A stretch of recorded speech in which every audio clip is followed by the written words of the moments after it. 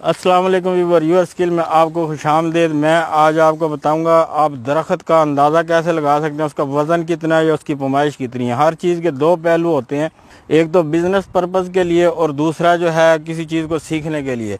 Business करना चाहते हैं वो भी मैं आपको बताऊंगा। फ़िलहाल मैं आपको बताता हूँ कि आपको दरख्त को देख के आप अंदाज़ा किस तरह लगा सकते हैं, इसमें वज़न कितना है, इसमें पैमाइश कितनी है।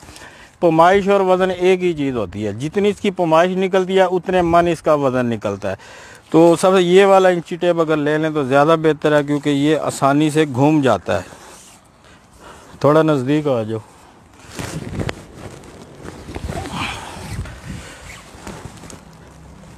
ये इसकी तकरीबन 56 जो है इसकी ये आ रही है,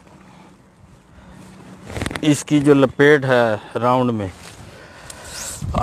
और इसकी हाइट कैसे नापनी है, एक तो आपके पास ये तरीका इंची टेप से भी आप नाप सकते हैं। अगर इंची टेप वहाँ तक नहीं पहुँचता, इंची टेप ज़्यादा से ज़्यादा यहाँ तक जाएगा। पीछे से दिखाओ, इंची टेप ज़्यादा से ज़्यादा आपका यहाँ तक चला जाएगा।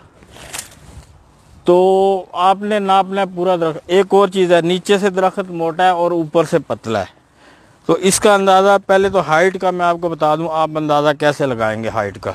उधर कटा हुआ एक दरख्त पड़ा है, उस पर जाके सारी पैमाइश करके उस पर भी मैं आपको बताता हूँ। और इसका DBH कैसे निकालते हैं, जैसे कि राउंड में पैमाइश करके इसकी ये चौड़ाई कितनी है, उसको कहते हैं DBH एंड हाइट। तो वो मैं आपको बताता हूँ कैसे निकलेगी, सारे फार्मूले मैं आपको बताता हूँ।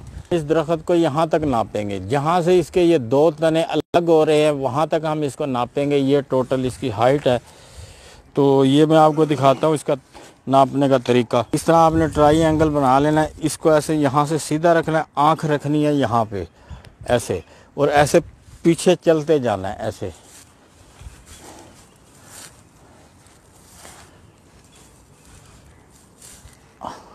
अब ये यहाँ पे आके रुक गई है, आप देख सकते हैं। कैमरा दिखाओ ज़रा। एक कैमरा आपको दिखा रहा होगा कि इसकी कॉर्नर कहाँ तक बता रहा है। अब हम इसको नाप लेते हैं, यहाँ तक ये कितना है। ये देखें,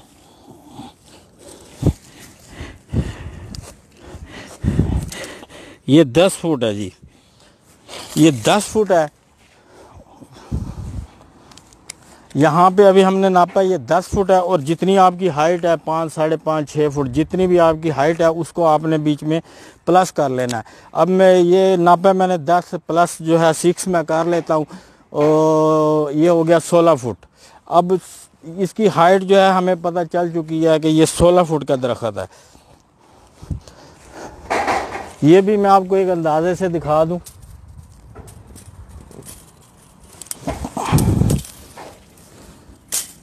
ये 8 फुट तकरीबन,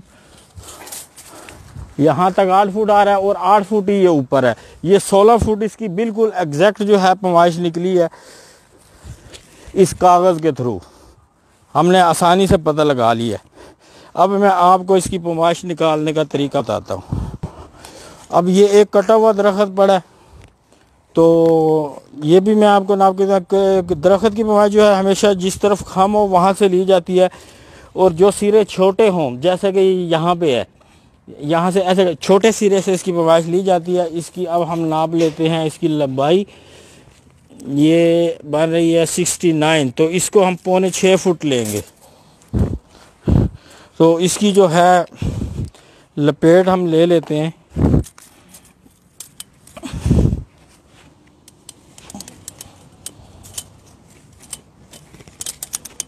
ये है जनाब 41। लकड़ी का फार्मूला होता है, जैसे हमने इसकी लपेट ली थी राउंड में, लपेट ज़रब लंबाई तकसीम 2304। जैसा कि ये मैंने अभी लिखा हुआ है, तो इसकी मैं अभी आपको निकाल के बता देता हूँ। ये एक हमने ये दरख्त नापा जिसके ऊपर मैं बैठा हूँ, एक वो नापा था, तो ये उसकी थी 56 ज़रब 16 तकसीम 2304। ये देखें इसकी पैमाइश निकल चुकी है 22.77 और 4.30, तकरीबन 4.25 फुट और 22 फुट। जितनी इसकी पैमाइश निकलती है उतना ही दरख्त का वज़न होता है। और कीकर का अगर दरख्त है वो मन में जो है 42 किलो निकलता है, यानी 2 किलो ज़्यादा निकलता है, वो होता है वजनी। अगर दरख्त सूखा है बिल्कुल खुशक, ये मन में से 28 किलो पैमाइश आप करेंगे उसकी 1 फुट के अंदर जो है 1 मन वजन आता है। अगर दरख्त खुशक है तो वो 28 किलो आप उसको मेजर।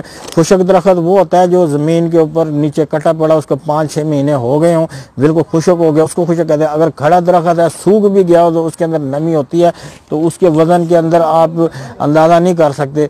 तो खुशक दरख्त जो वही होता है जो काट के कुछ अरसा पड़ा रहा हो, तो उसको आप मन का 28 किलो लगाएंगे, बाकी उसका पानी खुशक हो जाता। नहीं तो वैसे आम तौर पे खड़ा दरख्त जो है जितनी पैमाइश है उतना ही उसका वज़न होता है।